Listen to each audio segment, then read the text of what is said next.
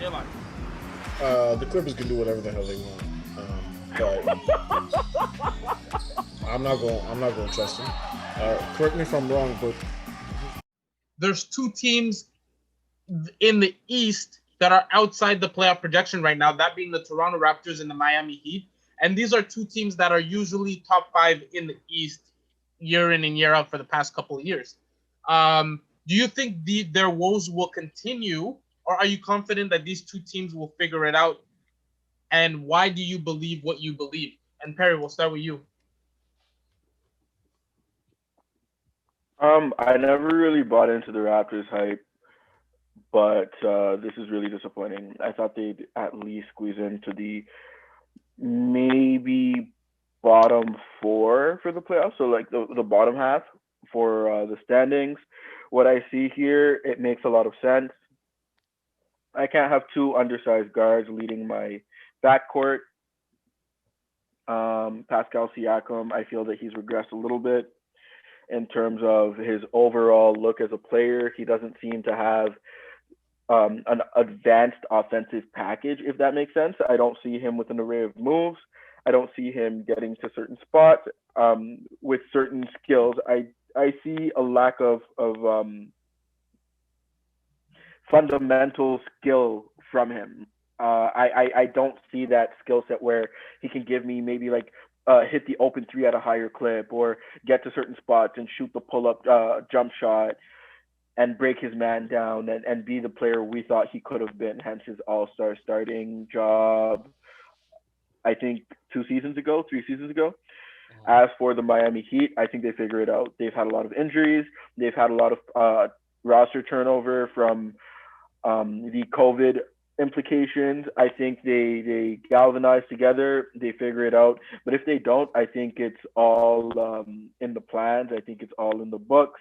And I think they have a plan for this draft class and maybe Bradley Beal and things of that sort. But I do think they make the appropriate moves in order to make that 8 seed. I don't see a team with Eric Spoelstra coaching not making the playoffs.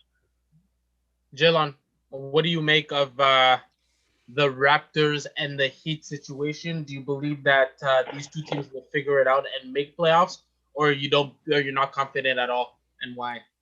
um, the Miami Heat have struggled because they haven't had players.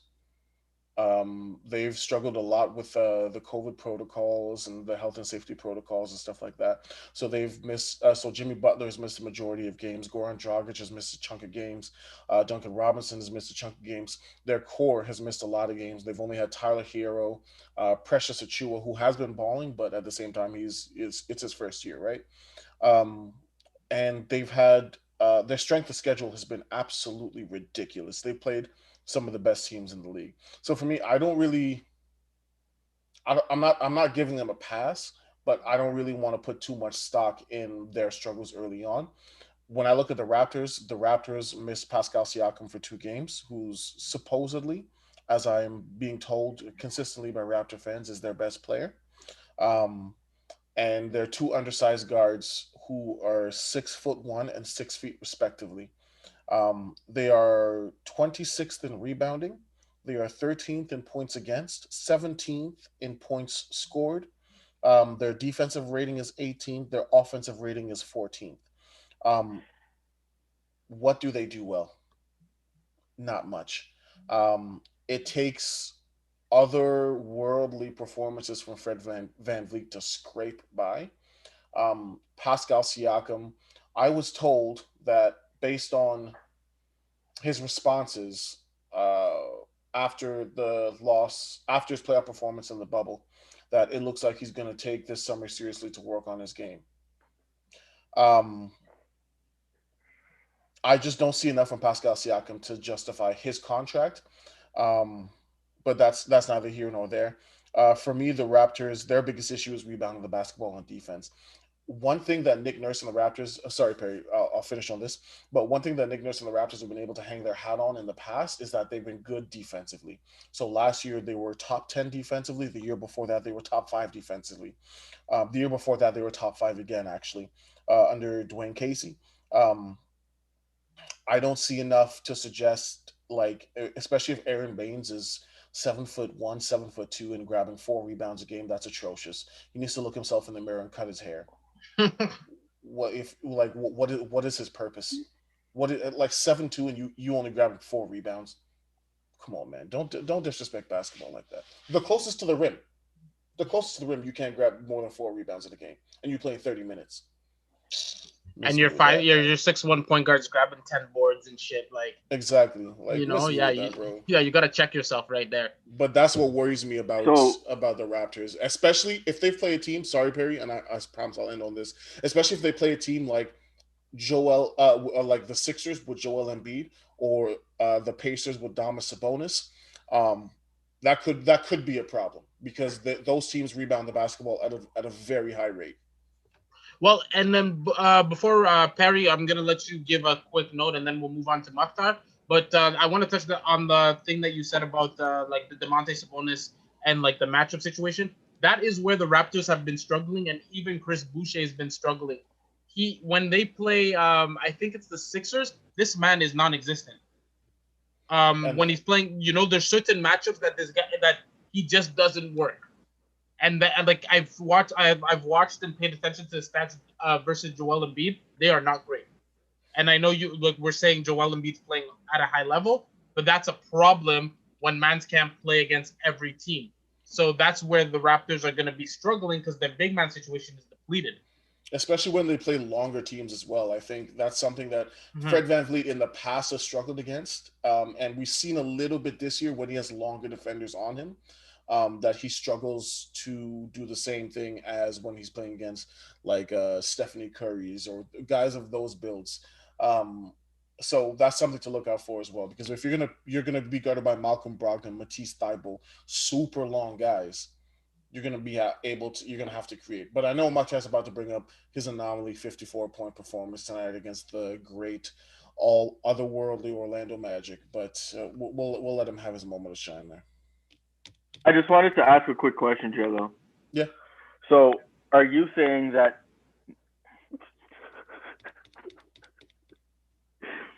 Nick Nurse can't cure this Raptors team?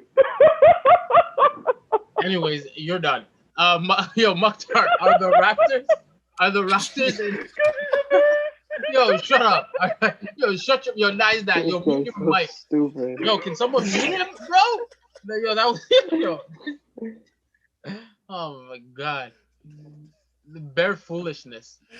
Bro, Yo, Mukhtar, the Raptors and the Heat are out of the playoff projections. Do you think the woes continue? Or are you confident that they'll figure it out? The Raptors are 2.5 games out. Now they won tonight, so they're 2 games out of the 8th seed. The Heat are 4 games out of the 8th seed. The teams ahead of them are Atlanta, Cleveland, Charlotte, Chicago, and the Knicks. And there's a play-in tournament from 10 up, so I am not worried for any of these teams to make the playoffs. They will both make the playoffs. And I don't even have to bring up I'm not even going to bring up Van Fleet's crazy game that he had tonight. Most points by an undrafted basketball player and most points by Raptors franchise history. But I wasn't even going to bring that up, but Jayla brought that up. But yeah, they'll make the playoffs, no problem. I'm not even worried. But Both teams? Who's guarding him again? Cole Anthony? Pardon? Who's guarding him again? Cole Anthony? I don't know. Okay. But- Orlando? Bina, can you just it repeat? would have been Cole Anthony or Evan Fournier because those are the 2 starting guards. A dude named Evan. Can you repeat the question for me, Bina?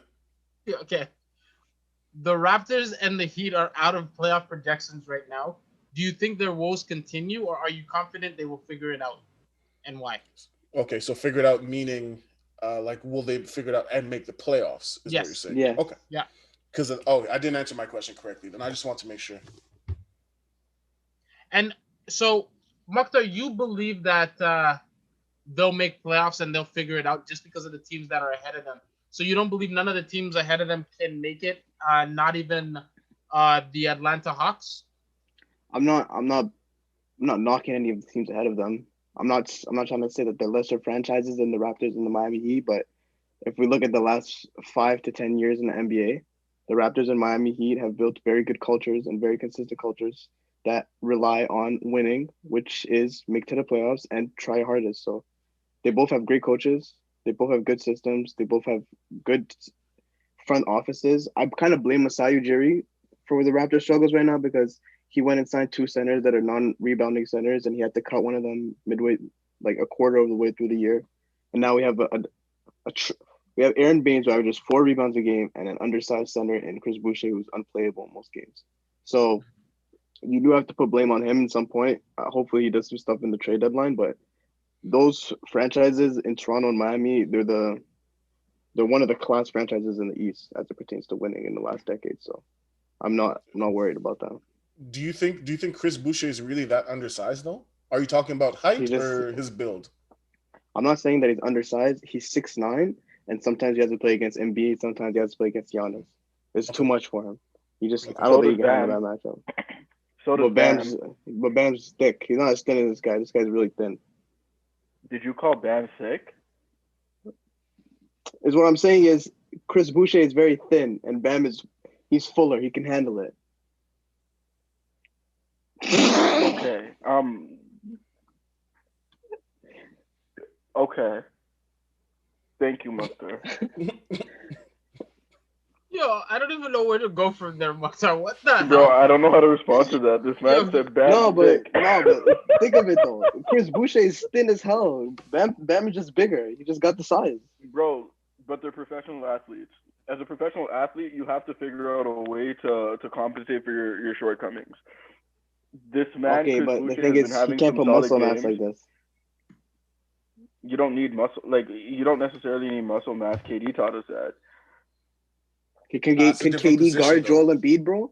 But can KD guard Joel Embiid? That's like no one in the league can guard him though. No, but what I'm saying is no one in the league can guard. Marc Gasol did a very good job.